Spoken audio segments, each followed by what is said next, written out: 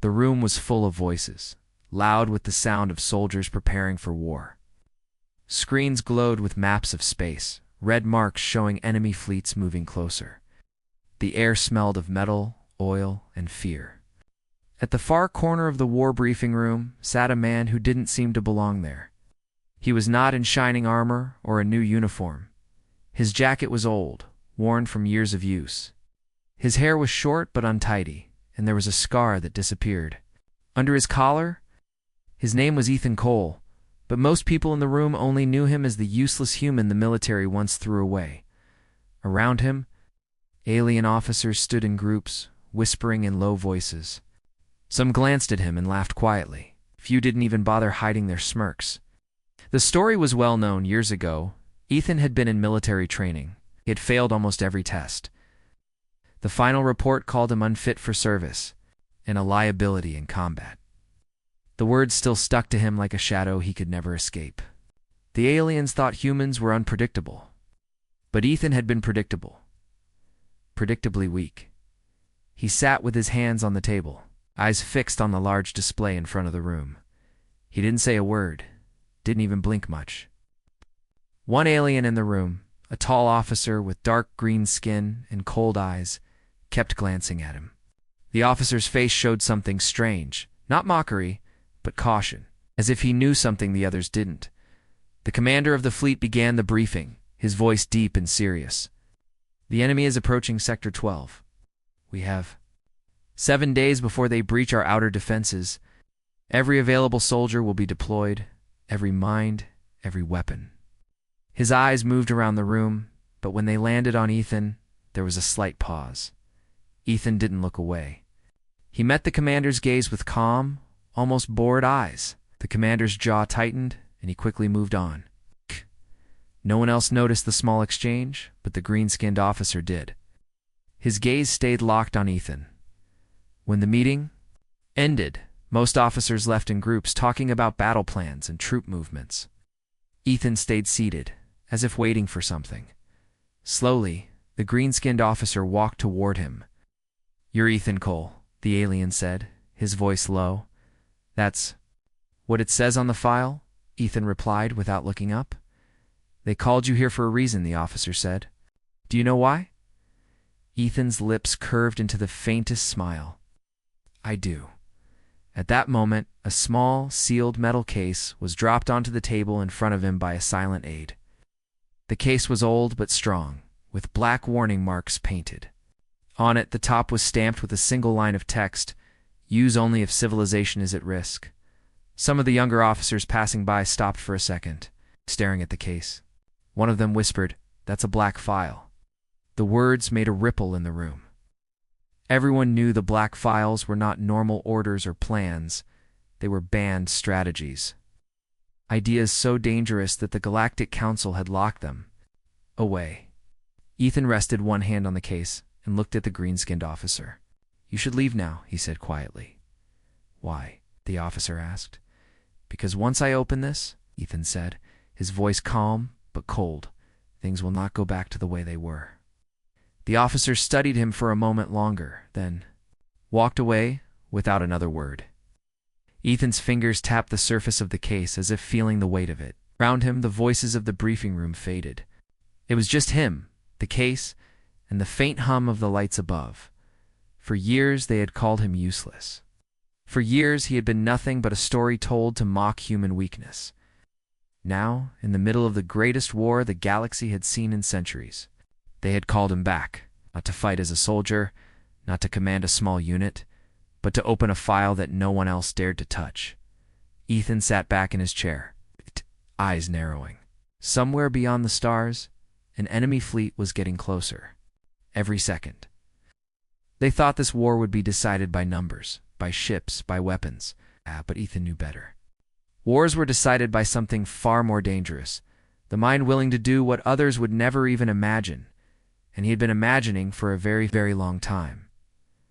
The vault door was not made for beauty, was thick, dull, and covered with deep scratches from long before Ethan was born. 2 guards stood beside it, both armed with weapons that hummed softly, their barrels glowing faint blue. They did not look at him as the commander's voice echoed through the narrow hallway. The black file must be opened in your presence only. No recordings, no copies, no witnesses. Ethan stepped forward without speaking. The guards entered. A long code into the lock, followed by a fingerprint scan and a strange, low humming sound from the vault itself. With a slow hiss, the door began to slide open, revealing a small, cold chamber lit by one dim light. At the center sat a metal table, and on that table, the case from yesterday's briefing. An archivist stood near it, a tall alien with pale blue skin and long, sharp fingers. Her eyes were wide, not with curiosity but with fear. She didn't touch the case. In fact, she stood 2 steps away from it, as though it might burn her if... She got closer. "Do you even know what's in there?" she asked. Ethan gave her a slow, steady look. "I wrote it." Her hands twitched at her sides. "Then you know, opening it could doom us all." "It could also save us," Ethan said simply. He reached for the case. The lock recognized his fingerprints immediately, releasing with a sharp click. As the lid opened, cold air escaped, as though the knowledge inside had been frozen in time. The pages were not paper, not digital. They were something else entirely, a strange silver material that shimmered faintly in the light. On the first page were 3 words in bold: Human War Protocol. Most alien military strategies were logical, predictable, safe. They were built for slow progress, minimum risk. The pages before Ethan described the opposite: chaos, deception, and moves so reckless that no alien mind could calculate their worth. It was war without rules, war where victory mattered more than honor. The archivist stepped back further. These plans were banned by the Council after the siege of Vexen Prime. They called them too human. That's why they'll work, Ethan said, his voice low. From the corner of the room, the commander entered, his expression tense. "The enemy fleet is moving faster than expected. They'll be at our gates in 5 days. Ethan closed the file gently, like someone shutting a door on a dangerous animal, "and we'll need to make sure they step into a place they can't get out of." The commander frowned. "I'm suggesting something better than a trap," Ethan said. "I'm suggesting we make them think they've already won before they even start to lose." The commander didn't like it, that much was clear. But there was fear in his eyes now, not of the enemy, but of Ethan. "What's your first move?" he asked. Ethan glanced down at the file, then back up. "We take the fight somewhere they'll never expect. Somewhere they think no one would dare go." "And where is that?" the commander asked. Ethan smiled faintly. "Dead Earth." The words froze the room. The archivist shook her head sharply. "You can't. No one survives there. Storms will rip your ships apart. The air will kill you in minutes." "Exactly," Ethan interrupted. "They'll think we're desperate. They'll come in fast. And that's when we take everything from them." The commander stared at him for a long moment. Finally, he nodded once. "You have 4 days to prepare." Ethan closed the file. Locking it again? He knew the next days would be chaos. The soldiers would resist his plan. The council would try to stop him. But he also knew something they didn't. The enemy had already made their first mistake. They thought Ethan Cole was still useless, and that was exactly why they would never see what was coming. The warships descended toward dead Earth like shadows falling over a grave. From the cockpit of the lead transport, the planet looked like a dying ember. Its surface cracked and dark, its glowing faintly where molten rivers cut through the poisoned ground. Thick clouds swirled in endless storms, lightning flashing inside them like veins of fire. Every soldier aboard the ship had heard the stories. No one lived here. No one even tried inside the troop bay. Soldiers from 6 alien species strapped themselves into their seats. They wore heavy breathing gear, reinforced armor, and layers of insulation to protect them from the freezing winds and sudden heat waves dead Earth was known for. Even so, many shifted uncomfortably, their hands tightening on their weapons. Ethan Cole stood without armor, without a mask. His uniform jacket flapped slightly in the air from the half-open ramp. Ow. One alien soldier stared at him and finally asked, "Are you insane? You can't breathe here?" Ethan looked at him with calm, steady eyes. "You can't." The soldier didn't reply after that. The first step of the plan was brutal. Train the troops to fight in a place designed to kill them before the enemy even arrived. Ethan had them run drills in the razor-sharp ash storms, through cracked lava fields while lightning forked down from the sky. If someone collapsed, they were dragged back up, told to keep moving. Many failed. Some asked to be reassigned. Ethan let them go. The ones who stayed were hard, sharp, and unshakable. Dead Earth was more than a battlefield. It was a weapon, and Ethan was learning how to aim it. The gravity was heavier than standard, forcing everyone to move slower, use more energy. The air was thick with toxins that ate through most alien gear in hours, but Ethan had prepared. The humans had once mined this planet before abandoning it. He knew where the old bunkers were buried, the tunnels that still ran beneath the storms. On the fourth day, scouts reported the enemy fleet entering the system. Soldiers tensed, but Ethan only nodded. "Good," he said. "Let them come." In the command post, the alien officers argued over defensive positions, suggesting artillery points and energy shields. Ethan crossed them all out on the map. No shields, no visible defenses. We let them think we're weak. The green-skinned officer from the briefing room frowned. "You want them to land unopposed?" "Yes," Ethan said, tapping the map. "And when they do, they'll be walking into a place they can't leave." Hours later, the enemy dropships pierced the atmosphere, their hulls glowing from the heat. They landed in the cracked plains, sending up clouds of ash. Enemy soldiers poured out, their armor shining, their movements precise. They advanced quickly, clearly expecting an easy victory. Then the storms moved in. It began with winds so strong they knocked weapons from hands. Then the lightning started, not random, but striking in the exact areas Ethan had marked earlier. The enemy's shields shorted out in seconds. Their combs went silent.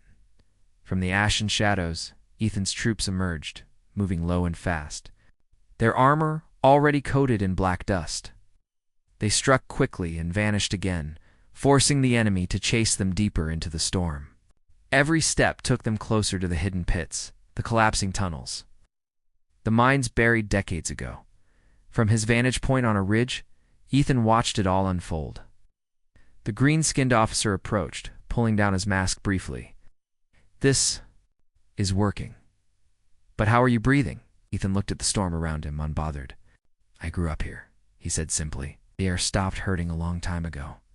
Below them, the enemy was being swallowed by dead Earth. The planet didn't care who won the war. But today, it belonged to Ethan Cole, and he wasn't done.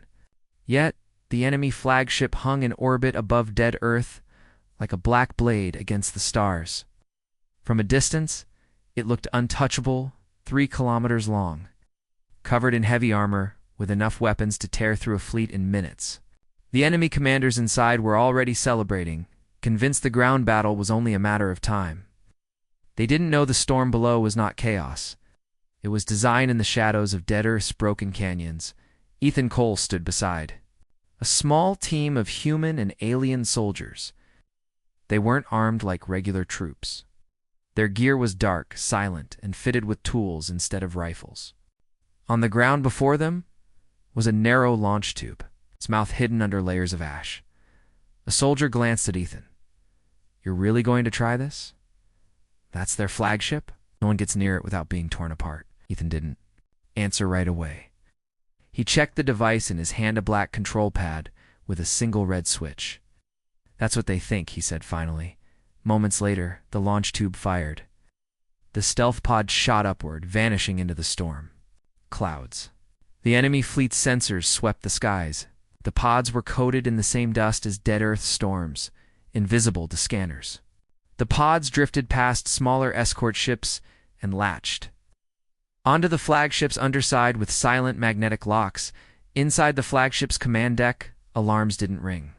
There was no warning, no flicker of trouble. The first sign something was wrong came when the lights dimmed, then flickered again. The bridge crew glanced at each other, confused. A voice crackled over the comms, steady and unmistakably human. "Nice ship you've got here. I'll be taking it now." Panic swept through the crew, doors locked on their own. Weapon systems powered down. The engines stalled, as if the ship itself had decided to surrender. Soldiers ran toward engineering, but every hallway was already sealed in the flagship's hangar bay. Ethan's team moved like shadows, disabling systems and planting small, black spheres along the walls. Ow. Each sphere pulsed faintly with red light silent countdowns. Ethan didn't need to destroy the ship. He just needed to make the enemy believe he could. Within minutes, the flagship's own broadcast channels lit up with a warning. This ship is compromised. Do not approach. The enemy fleet pulled back, unsure if the flagship was rigged to explode.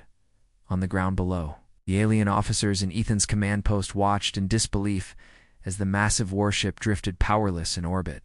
This is a war crime, one of them muttered. Ethan didn't look away from the display.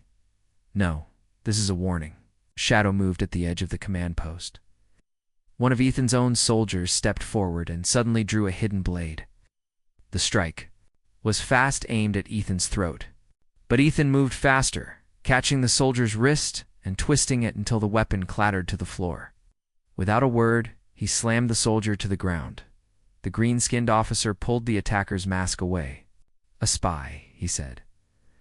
From their side, Ethan searched the man's pockets, pulling out a small transmitter. They wanted me dead before I could finish this, he said, tossing it aside. His voice was calm, but there was steel in it. That means they know something's coming, something they can't stop. The enemy's real goal was no longer hidden. Through intercepted transmissions, Ethan saw their plan laid bare. They weren't here to win territory. They were here to erase every trace of his people. Total extermination. He stared at the drifting flagship on the screen, his mind already working. The trap on dead Earth had been just the beginning. Now, it was time to make the galaxy afraid of the man they once called useless. Enemy leaders met in a dark war room aboard a hidden carrier far from the front lines. The air was thick with tension, the walls lined with holographic maps of dead Earth and the surrounding systems. Their voices were low, their faces grim. Must kill him before he kills us all, one alien commander said, his claws tapping nervously on the table. Another leaned forward, eyes narrowing. You don't kill a ghost.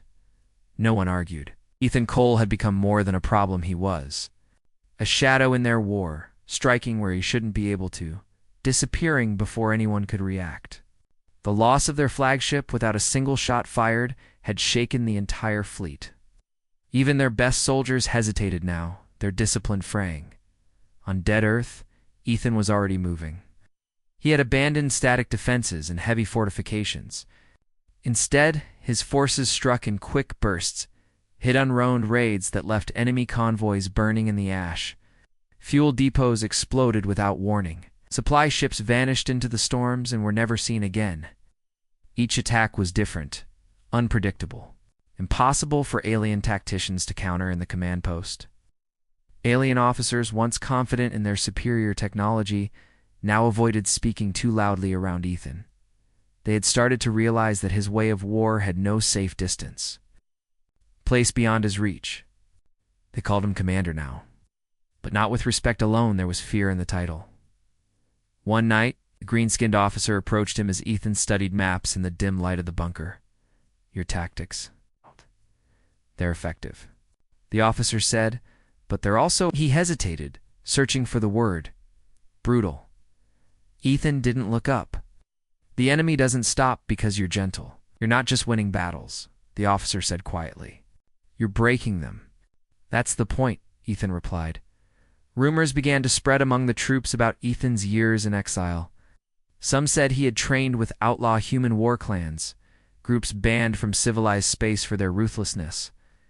Others claimed he had fought in wars so secret that no official records existed. No one knew the truth, and Ethan never corrected them. The mystery only made the fear grow. Days later, Ethan led a lightning strike on an enemy communications hub, orbiting a frozen moon. His team boarded the station in silence, bypassing every alarm, and left behind nothing but shattered systems and scrambled data. The enemy's fleet coordination fell apart overnight, but the victory brought no celebration. Back in the bunker, Ethan stood over the strategy table, his eyes fixed on a glowing red marker at the edge of the map. The green-skinned officer noticed it too. "What is that?" he asked. "Their last fleet," Ethan said. "The one they've been holding back." The officer's jaw tightened. "If they send it here, they will," Ethan interrupted. "It's the only way to finish what they started." The officer frowned. "And what do we do when it arrives?" Ethan's gaze was cold, unblinking. "We end the war." Above them, in the silent darkness of space, the enemy's final fleet began its slow approach toward dead Earth. And for the first time in the war, they were coming not just to destroy a planet, they were coming for Ethan Cole. The battlefield was silent. Space hung heavy and dark, broken only by the drifting wreckage of countless ships from past battles. But this silence would not last. Far on the horizon, the enemy's last fleet emerged from hyperspace, dozens of massive warships, their hulls bristling with weapons, their engines burning like cold suns. Now, this was not a scouting party, not a strike force. This was everything they had left. Brought here for one purpose: to end Ethan Cole. In the command bunker on dead Earth, officers stood frozen as the tactical map lit up with red markers. Even the green-skinned officer who had followed Ethan through every insane plan felt a knot in his stomach. "We can't take that," he whispered. Even with the storms, even with the traps, Ethan stepped forward, his voice steady. "We're not going to take it. We're going to erase it." Open a small black case on the table. Inside was a single device, a curved metal sphere with strange human markings etched into it. The alien officers leaned in, confusion and unease mixing in their faces. "What is that?" one asked. Ethan looked at them without expression. "The glass plan." No one spoke. The name alone carried weight. Every soldier in the room had heard the whispers, an old human tactic so dangerous it had been outlawed across the galaxy. No official record of it existed, but the stories always ended the same way: nothing left behind but silence and ash. Hours later, the fleet closed in.